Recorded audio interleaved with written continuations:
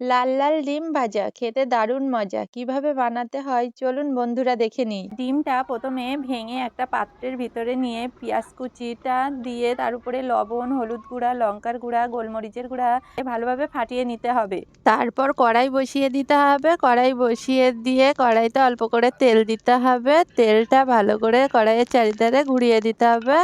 তেলটা গরম হলে এবারে ডিমটা ঢেলে দিতে হবে।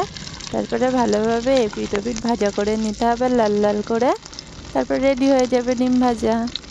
এভাবেই গরম ভাতের সঙ্গে খেলে আর কিছুই লাগবে না।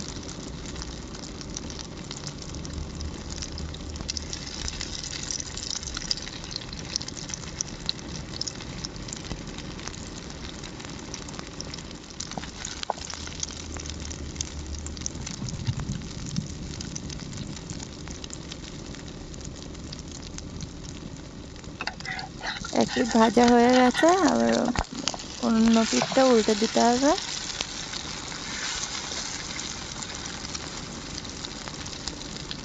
এ পিঠটাও ওরকম লাল লাল করে ভেজে নিতে হবে। দুদিকেই ভাজা হয়ে গেছে লাল লাল করে, এবার ডিম ভাজা রেডি।